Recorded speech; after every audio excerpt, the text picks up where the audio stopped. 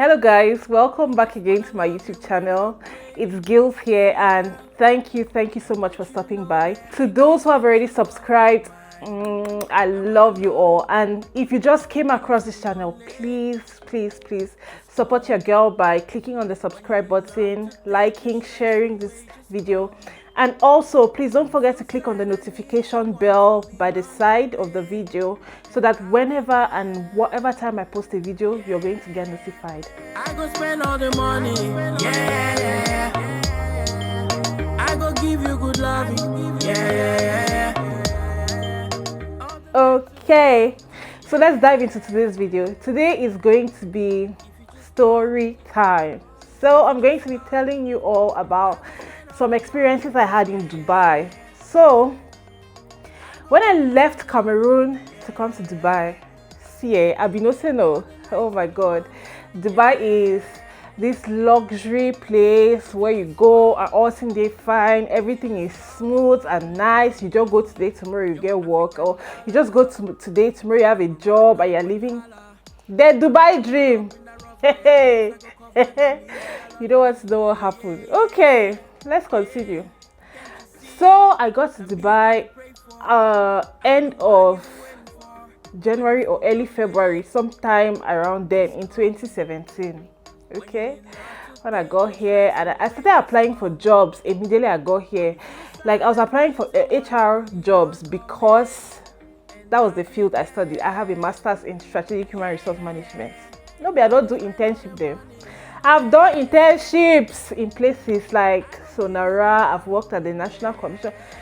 Your girl felt that she was grounded. Like, who could tell me what? Work? No, excuse me.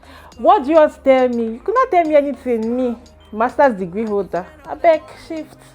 I knew that now. I'll just apply for the job today. Tomorrow they'll just call me straight up. I just go and sign the contract, and the rest is history. So finally, after being here for like 3 weeks of applying, so within those 3 weeks I kept applying for jobs. So I finally had an interview. So I had this interview and I had to go for this interview on my own because Terence had to go to work that day. So he really couldn't take me for the interview, or he couldn't help me in any way. All he could do was just log into the maps and tell me, okay, use the train this way, go like this, and then I meet that. That day, lo and behold, your girl has sapped. I wore black suits. I was looking corporate to the core. I left and I left the house, got into the bus. Actually, it was like my first time using the metro on my own. So I was kind of struggling, but you know, man at Cameroonian, we find our way. So I found my way, went to the bus, went to the metro, and I was on my way for this interview. Maybe I don't go the interview. After the metro, I was supposed to move for a very short while to get to the building where the office was and then climb up, use the elevator. And so I left the metro. I don't know how it happened. I don't know where and when I got lost, but I just realized that I did for middle water. I could not locate this office. I could not find my way, nothing. Hey God. I was like, what exactly happened? Like, because I remember that I followed every instruction on the map. I don't know how I got lost. I know that I cannot explain it. So my first instinct was to get to Terence to be able to tell me like what next to do, how to go, but I couldn't get to him because then he was in the office and he couldn't really pick my calls and things like that. So I had to figure it out myself. Okay, I said, let me try my own. I knew the name of the office, so I started asking people around there, like, okay, do you know this building? I'm looking for this office. I have to go there for an interview and all that. Let's say, for example, the interview was initially like 1 o'clock. So I left the house pretty early. I left the house like 10 o'clock, knowing to myself that I'll get to the place like 1 hour early, and then I can relax and catch some fun and everything before I go in for this interview. So I'll not be tense and all. Maybe I don't go. I first of all got lost. I had to ask. After asking a couple of people who said they don't know, I met this group of boys, Pakistani or Indian. I don't know which one in particular. So I met this group of Pakistani boys or Indian boys. I didn't even know which one they were because they could barely understand me and I could barely understand them. So I was trying to explain to them with my very strong African accent that please, I'm looking for this place. And they were like, oh, you know, just go this way and then pass like this and then take the right and then turn the left and all of that. So I was struggling to understand what they were saying and trying not to get distracted with the whole way they talk and everything. So I was like, okay, from the little I could pick, I was like, okay, so cross the road, go up, take your right and all that. So I left and I went. I was going and the place where they explained it to me that I had to go to see the building, I go reach for there and it was practically an empty field. Like there was just a parking lot with plenty motor there for day. Like I could not believe that I had gone that far and then I've missed it again. Now it was like 20 minutes to the time for the interview. Your girl was lost in the middle of Dubai, not knowing anything. So I was like, I was so thirsty. I say, when they tell you that Dubai is the desert, leave it. This place is super hot. As in, it didn't say as you work a Sunday for your head. Like here, this is the sun, and then this is the sun, and then this is you. Like the sun and yourself are almost like shadows. So it was so hot, and I was super thirsty. I left. That let me go to the. There was one. It was so hot, and I was super thirsty. I was like, okay, let me just get to the nearest grocery store and get water. I had 105 dirhams in my purse. Both of them look similar, like the color of the notes, they look similar. So when I got into the store, I just removed something from my wallet and I gave the guy. In a hurry, I just took the water and I left. And maybe he tried stopping me to give my change or something, but I did not. I just left and I started moving and going back towards the metro. I was like, okay, you know what? I don't miss the interview. Let me just go back home, and then from there, maybe I'll write to them and reschedule, or I've lost it. I started moving. Went back to the metro. When I got to the metro, I was like, okay, let me just go to the bathroom in the metro to touch up. Like I was sweating. So I said, okay, I go wipe my face. Let me just look at the mirror and see. Maybe I go bathroom. Went there, touched up my face with tissue, everything. And then I was like, okay, let me just arrange my hair. So before that, I did not tell you that when I came to Dubai, in the 3 weeks that I was looking for a job, I was like, okay, let me not just idle at home. Let me learn how to do something. I went to YouTube. Yes, this YouTube.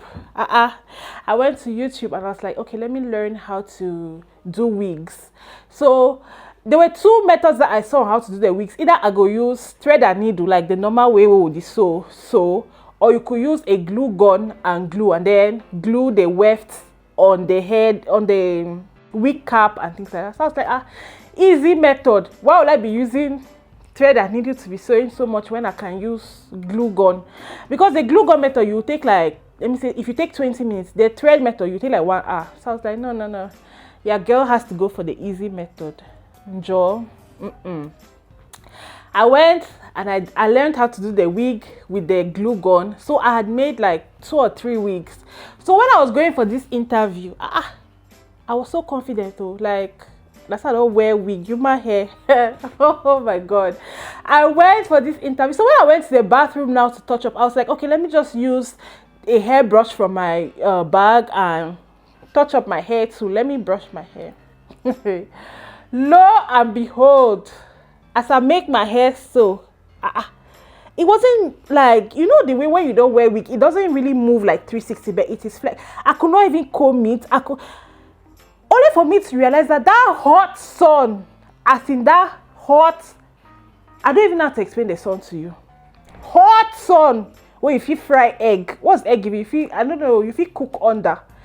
It had melted the glue. It had melted the glue on the wig. So it had melted it from the top and it had, like, I don't know, it all sink, go for under. It all gum on top of my head. Like my own head though, not the wig cap. It all gum on top of my head. So it was just a mass of glue where it all tight for my head. Oh my god.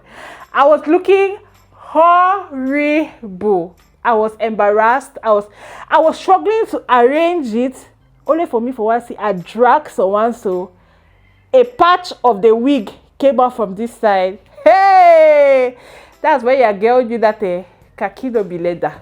What will I do? How will I get into the metro like this? How do I get home? Like, I don't want to be moving around looking like the new mad woman who just came from Cameroon in Dubai. If somebody who knows me has to see me, hey, thank God that in my bag I had a muffler. So I had to use the muffler and then wrap the remaining part of the hair in a bun and then tie the muffler, and then so you can imagine the way I was looking. I was wearing a suit like I be done butter. This is a butty suit. I was looking good. Then now you want to come and look at my hair. Hey, Jesus. I had a muffler tied. It was not even a good hair wrap like what I have on now. So yeah, muffler. That's what I used to tie my hair. Oh my God. I got back into the metro and I was just praying in my heart that day. Father Lord, let today just end. Let today end. Let me just go to my house and sleep and rest in peace. And then when I've rested, I'll pick up from where I've ended. I got back, got to the metro, took the bus. And when I was about to leave the bus to walk to my house, so when we got to the bus stop just before my house, I came down there. I don't shock all the time. Like, finally, I'm almost getting home. I came down and I took a few steps. There was fire under my foot. I was like, what could be happening here? What kind of sudden heat is this under my leg? I want to look. My shoe, the sole of my shoe, the sole of my shoe and the top part of the shoe have actually divorced each other. Like, there was no marriage again. There was total divorce. I could see the sole on the floor where I like behind me, and then I still had the other part of my shoe on my leg. So what was causing that heat now was that my foot being directly on top counter. Oh Jesus. Hey, how do I move from there to my house? I don't know who to call to say that, okay, please bring me slippers. Or I did not move with slippers in my bag. There was no store around there where I could buy slippers. What was I going? I stand for there like for 5 minutes just thinking about my options. I was like, you know what? I cannot keep myself. I picked the shoe. I picked the sole. I put it in my bag. I removed the other shoe. And I was going bit by bit. Have you ever seen a situation where you're passing and everybody, as in everybody, is looking at you? I was going bit by bit. Bit by bit. Like, normally a distance that is going to take me like 7 minutes to get to my house, it took me like 30 something minutes. Finally, a girl got home. I got home and I was exhausted. I was tired. Now I had to start thinking of how I would start removing that glue that was on my head. I could not even remove it alone. So I just went straight to the bathroom.